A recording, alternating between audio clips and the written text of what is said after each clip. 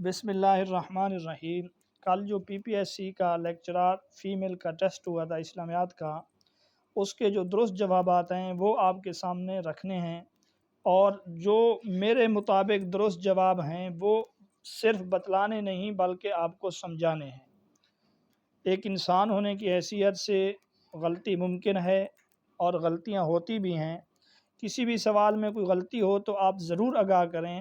میں کوئی پی P S C کی طرف سے نمائندہ نہیں ہوں، نہ ان کی طرف سے پیپر چیک کرنے کی ذمہ داری ہے۔ میں جو فہم کے مطابق، سمجھ کے مطابق اور اپنے جستجو کے مطابق جو جواب درست سمجھتا ہوں وہی آج آپ کے سامنے رکھوں گا، اور جو بالکل آسان سوال ہیں ان سے میں بالکل بحث نہیں کروں گا۔ مثلاً کہ حضرت زید بن ثابت یا کس صحابی کا نام قرآن مجید میں ہے، یا ختم نبوت والی آیت کس جگہ پہ ہے، یا حد قذف وغیرہ کا ذکر کس صورت میں ہے، یہ وہ سوال ہیں جو ایک عام بندہ بھی ان کے متعلق جانتا ہے۔ تو میں صرف وہی سوال آج آپ کے سامنے رکھوں گا جن کے متعلق آپ الجھن کا شکار ہیں، جن کے متعلق مختلف رائے ہیں۔ چنانچہ آج کا پہلا سوال یہ ہے، سوا السبیل کون سا مرکب ہے؟ تو اس کا درست جواب مرکب اضافی ہے۔ مرکب اضافی میں ایک اسم کی اضافت دوسرے اسم کی طرف ہوتی ہے۔ یہ مرکب توصیفی اس وجہ سے نہیں ہے کہ مرکب توصیفی میں موصوف صفت میں مطابقت ضروری ہے، جبکہ وہ مطابقت یہاں پر موجود نہیں ہے۔ اگلا سوال یہ تھا کہ حمام بن منبہ رحمۃ اللہ علیہ کن کے شاگرد تھے؟ تو ان کا درست جواب حضرت ابو ہریرہ رضی اللہ تعالیٰ عنہ کے شاگرد تھے۔ فاتح اسپین کون تھا؟ تو طارق بن زیاد اس کا درست جواب ہے۔ یہی وجہ ہے ساحل اندلس پر پہاڑ آج تک انہی کے نام سے مشہور و معروف ہے۔ اگلا سوال ہے، ستۃ ایام کون سا مرکب ہے؟ تو یہ مرکب عددی ہے۔ مرکب عددی میں عدد ہوتا ہے، عدد اور معدود کا تذکرہ ہے۔ یہاں عدد 6 ہے، جبکہ عدد 6 ہے اور معدود دن ہے، یعنی 6 دن۔ تو اس کو مرکب اضافی یا دیگر مرکب اس وجہ سے نہیں کہیں گے کیونکہ یہاں پہ صراحتاً عدد کا ذکر ہے۔ ہاں، مرکب عددی کے متعلق یہ کہتے ہیں کہ مرکب عددی جب 3 سے لے کر 9 تک ہو تو وہاں اس کو اضافت کے ساتھ ذکر کریں گے۔ بہرحال درست جواب اس جگہ پہ ستۃ ایام مرکب عددی ہے کیونکہ یہاں پر عدد کا تذکرہ ہے۔ اگلا سوال، سورۃ نحل کی آیت میں وقال اللہ لا تتخذوا الہ اثنین کہ اللہ نے 2 خداؤں کو بنانے سے منع کیا، اس سے نفی ہو رہی ہے ثنویت کی۔ ثنویت 2 کو کہتے ہیں۔ حد قذف کا ذکر کس صورت میں ہے؟ صورت نور میں ہے۔ عروس القرآن کس صورت میں ہے؟ رحمان میں ہے۔ اظہار الحق کے مصنف کون ہے؟ رحمۃ اللہ کرانوی ہیں۔ تعامل اہل مدینہ کن کا عمل ہے؟ امام مالک کا۔ اس کا مقصد یہ ہے کہ امام مالک رحمۃ اللہ علیہ چونکہ مدینہ میں پیدا ہوئے، مدینہ میں فوت ہوئے اور تمام شہروں میں مدینہ ہی کو ترجیح دیتے تھے، اس وجہ سے امام مالک رحمۃ اللہ علیہ نے اہل مدینہ کے عمل کو ہر موقع پہ ترجیح دی ہے۔ چاہے وہ اجماع کا مسئلہ ہو تو وہ اہل مدینہ کی اجماع کو لیتے ہیں، چاہے وہ خبر واحد کا مسئلہ ہو تو وہ اس جگہ پر بھی اہل مدینہ کے اس کو ترجیح دیتے ہیں۔ بہرحال تعامل اہل مدینہ امام مالک کا عمل ہے۔ اگلا سوال یہ تھا، دریائے دجلہ میں گھوڑے کس نے ڈالے؟ تو اس کا جواب ہے حضرت سعد بن ابی وقاص رضی اللہ تعالیٰ عنہ۔ بالکل آسان ہے۔ الاسناد من الدین لولا الاسناد لقال من شاء ما قال، کہ سند دین کا حصہ ہے، اگر سند نہ ہو تو جس کے دل میں جو بات آئے، جو آئے، جیسے آئے وہ کہے۔ تو یہ حضرت عبداللہ بن مبارک رحمۃ اللہ علیہ کا قول تھا۔ اگر آپشن میں یہ تھا تو ٹھیک، اگر آپشن میں حضرت عبداللہ بن مبارک رحمۃ اللہ علیہ کا نام نہیں تھا تو اس کا درست جواب کوئی نہیں تھا۔ اگلا سوال یہ، حدیث کی روح سے حکمت و دانائی کس طرح منسوب ہے؟ تو اس کا جواب یہ ہے، حدیث میں لفظ آتا ہے فالحکمت یمانیۃ، یعنی یمانی کا لفظ آتا ہے۔ اس کا معنی کیا ہے، اس کا مفہوم کیا ہے، اس کے متعلق مختلف علماء کے اقوال ہیں۔ کچھ اس سے اہل مکہ مراد لیتے ہیں، کچھ اس سے اہل مدینہ مراد لیتے ہیں، اور کچھ اس سے شہر یمن مراد لیتے ہیں۔ بہرحال اگر یمن آپشن میں تھا تو اس کا درست جواب وہی ہے، اور اگر یمن آپشن میں نہیں تھا تو اس صورت میں شام اور فارس اس سے مراد نہیں ہے۔ حیات محمد کے مصنف کون ہیں؟ تو اس کے مصنف محمد حسین ہیکل ہیں۔ انشورنس کا متبادل نظام تکافل ہے۔ انشورنس کے اندر بھی ایک کمپنی ناجائز طریقوں سے ذمہ اٹھاتی ہے، اسی طرح تکافل جو شریعت کے اندر جائز اس کا طریقہ ہے۔ تکافل کا معنی بھی لغوی معنی بوجھ اٹھانا، تو تکافل کے اندر بھی ایک بندہ دوسرے کا ذمہ دار بن جاتا ہے۔ بہرحال انشورنس کا ہم معنی لفظ جو ہے وہ تکافل ہی ہے، یا اس کا متبادل نظام تکافل ہی ہے۔ انشورنس کا متبادل نظام زکوٰۃ، عشر وغیرہ نہیں ہے۔ سیاہ ستہ کی کس کتاب میں فقہائے اربعہ کے مذاہب کا تذکرہ موجود ہے؟ تو وہ کتاب ترمذی شریف ہے۔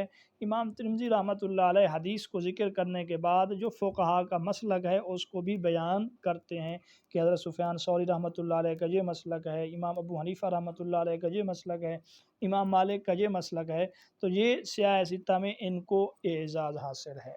اگلا سوال یہ قسیسین سے کون مراد ہیں؟ تو انتہائی ایک اہم سوال تھا، لیکن افسوس کہ اکثر لوگوں نے اس کا جواب غلط لگایا ہے۔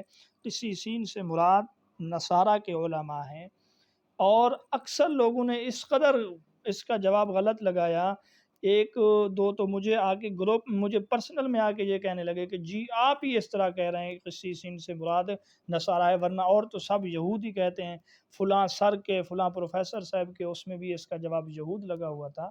تو گزارش ہے کہ میں ایسے نہیں کہہ رہا، آپ سورۃ مائدہ کی تلاوت کریں، وہاں پہ ذالک بأن منہم قسیسین کا لفظ آیا ہوا ہے، تو وہاں منہم کے ہم ضمیر کا مرجع آپ قرآن مجید کو اٹھا کر دیکھ لیں تو قسیسین سے مراد نصارہ ہے، نہ کہ یہود۔ اگلا سوال ہے خلافت عثمانیہ کے بانی کون ہے؟ اگر سوال اسی طرح تھا تو اس کا درست جواب عثمان خان ہے۔ اب آپ کہیں گے کہ بھئی اس کا ارطغرل جواب کیوں نہیں ہے؟ تو سیدھا سا اس کا جواب یہ ہے کہ اگر ارطغرل ہی ہوتا تو پھر خلافت ارطغرلیہ ہوتا، خلافت عثمانیہ تو اس کا نام نہ رکھا ہوتا۔ تو ارطغرل نے اس کے لیے کوششیں ضرور کی ہیں اور اس نے قربانیاں بھی دی ہیں، لیکن خلافت عثمانیہ کا جو بانی کہا جاتا ہے وہ عثمان خان کو کہا جاتا ہے۔ یہی وجہ ہے کہ یہ خلافت ان کی طرف منسوب ہے، ارطغرل کی طرف منسوب نہیں ہے۔ امام بصیری رحمۃ اللہ علیہ کا تعلق ہے، تو امام بصیری رحمۃ اللہ علیہ بہت بڑے بزرگ گزرے ہیں جن کا تعلق مصر سے تھا، مصر کے ایک گاؤں سے۔ 10 کیپٹل کے مصنف کون ہیں؟ بالکل آسان سوال تھا، لیکن پھر بھی کچھ لوگوں نے غلط لگایا۔ اس کے مصنف کارل مارکس ہیں۔ جب ثقہ راوی اوثق کی مخالفت کرے تو اس کو شاذ کہتے ہیں۔ یہ وہ سوال تھے جو بندے کو الجھن میں ڈال سکتے تھے، اور الحمدللہ اپنے ٹیسٹ کے دوران اور کلاس کے دوران میں نے اپنے طلباء کو یہ بار بار سمجھائے ہیں، پڑھائے ہیں کہ ثقہ مخالفت کرے یہ ہے، منکر مخالفت کرے یہ ہے، راوی کے اندر وہم ہو تو یہ ہے، راوی کے اوپر جھوٹ کا الزام ہو تو یہ ہے، راوی جھوٹا ہو تو یہ ہے۔ فللہ الحمد، یہ تمام چیزیں میں نے بتلائی تھیں۔ اگلا سوال یہ نبی کریم صلی اللہ علیہ وسلم نے بدر میں چھڑی کسے دی؟ عکاشہ بن محصن رضی اللہ تعالیٰ عنہ کو۔ بہت آسان سوال۔ امام الناس کے ان کا لقب تھا، سورۃ بقرہ میں بھی ہے۔ امام الناس حضرت ابراہیم علیہ السلام کو کہا گیا، تو امام الناس حضرت ابراہیم کا لقب تھا۔ اسباب النزول کا تعلق ہے تفسیر سے، اصول تفسیر سے، تو اس کا تعلق اصول تفسیر سے ہے۔ یہی وجہ ہے شاہ ولی اللہ رحمۃ اللہ علیہ اس کو الفوز الکبیر میں ذکر کرتے ہیں۔ یہی وجہ ہے اسباب نزول پر علیحدہ کتابیں لکھی گئی ہیں، کیونکہ اسباب نزول کا تعلق اصول تفسیر سے ہے، اس وجہ سے اس کے اوپر علیحدہ کتابیں لکھی گئی ہیں۔ سمجھایا گیا کہ اسباب نزول کا تفسیر کے اندر فائدہ کیا ہے، اسباب نزول کا مقصد کیا ہے، اور اسباب نزول کی وجہ سے ایک آیت کو سمجھنا کس قدر آسان ہو جاتا ہے، اس آیت کی تفسیر کس طرح واضح ہو جاتی ہے۔ تو اسباب نزول کا تعلق تفسیر تو ہے قرآن مجید کے الفاظ کی وضاحت کرنا، بنیادی طور پہ اسباب نزول کا تعلق اصول تفسیر سے ہوگا، نہ کہ علم تفسیر سے۔ حضرت عمر رضی اللہ تعالیٰ عنہ کے قبول اسلام کا واقعہ 6 نبوی کا ہے، اگرچہ بعض جگہوں پہ 7 نبوی بھی مذکور ہے، لیکن راجح اور مشہور قول 6 نبوی ہی کا ہے۔ اگلا سوال جالوت کو کس نبی نے قتل کیا؟ حضرت داؤد علیہ السلام نے۔ اصحاب الحجر وَلَقَدْ كَذَّبَ اصحاب الحجر المرسلین، اصحاب حجر سے مراد قوم سمود ہے۔ یہ بھی ہم اپنے سوالوں میں بتلا چکے تھے، لیکن اصحاب حجر، اصحاب قاف، قوم عاد، قوم سمود، اس طرح سوال پوچھنے کا مقصد صرف ذہنی طور پہ الجھانا ہے، پزل کرنا ہے، جس کی وجہ سے کچھ لوگ قوم عاد لگا دیتے ہیں، کچھ اور لگا دیتے ہیں۔ صفوت التفاسیر کے مصنف محمد علی صابونی ہیں۔ مدارج النبوہ کے مصنف عبدالحق دہلوی ہیں۔ عبدالحق حقانی رحمۃ اللہ علیہ اور ہیں، علامہ عبدالحق دہلوی اور ہیں۔ انہوں نے جو مدارج النبوہ لکھی ہے یہ اکبر شاہ کے دور کے بزرگ ہیں۔ فتاوی ہندیہ کس کے عہد میں لکھی گئی؟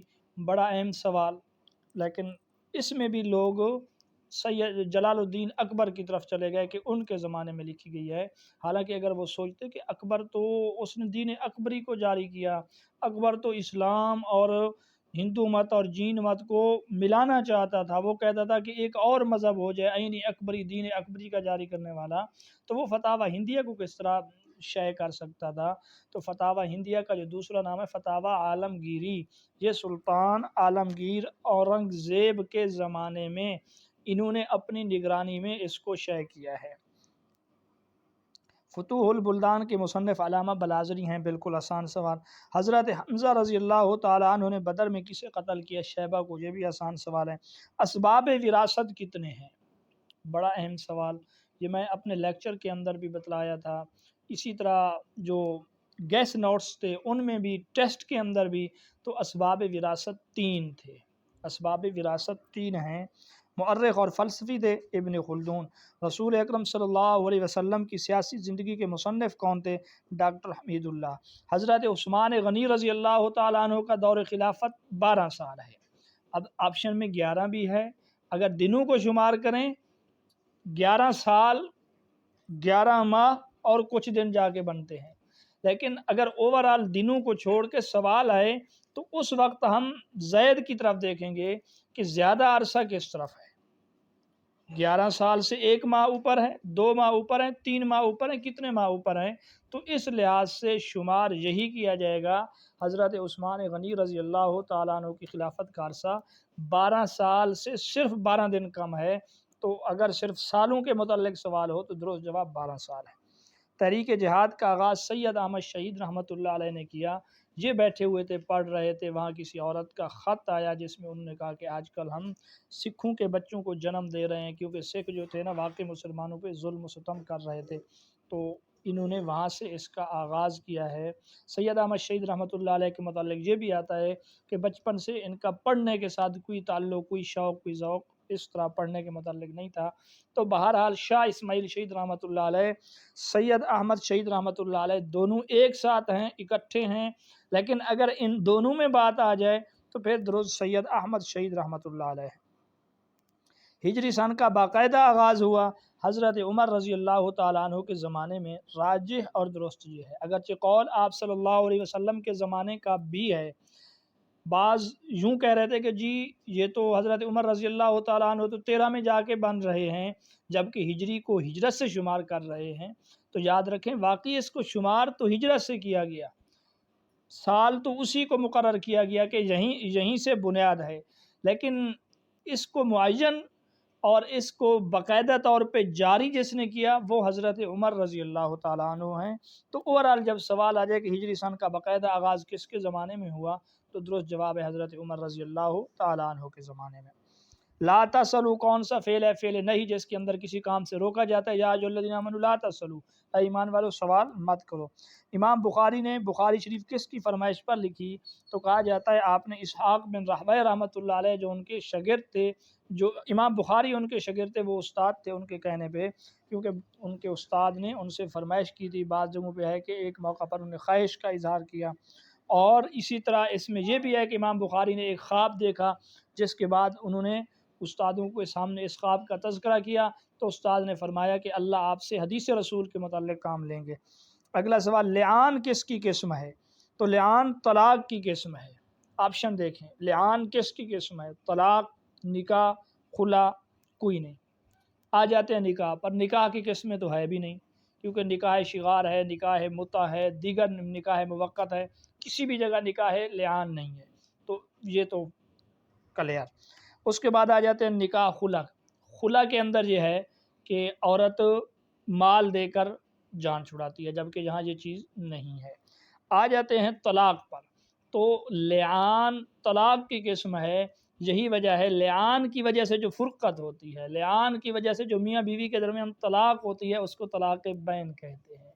اس سے یہی معلوم ہو رہا ہے کہ لعان طلاق کی ایک قسم ہے اور وہ قسم طلاق بینہ ہے۔ آج کا ہمارا آخری سوال یہ ہے، مزید ہمیں جو سوال ملیں گے انشاءاللہ ہم آپ کے سامنے وہ بھی رکھیں گے۔ فی الحال جو سوال ہمارے سامنے آئے ہیں وہ یہ ہیں، بدھ مذہب کا آغاز کہاں سے ہوا؟ یہ بڑا اہم سوال تھا، تو اس کا جواب ہے کہ بر صغیر سے۔ بدھ مت کا آغاز ہندوستان سے ہوا ہے، بر صغیر سے۔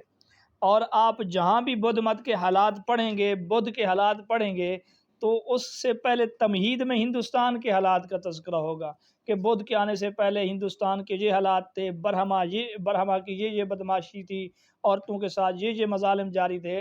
تو یہ اس بات کی دلیل ہے کہ اس کا آغاز کہاں پہ ہوا ہے؟ بر صغیر سے۔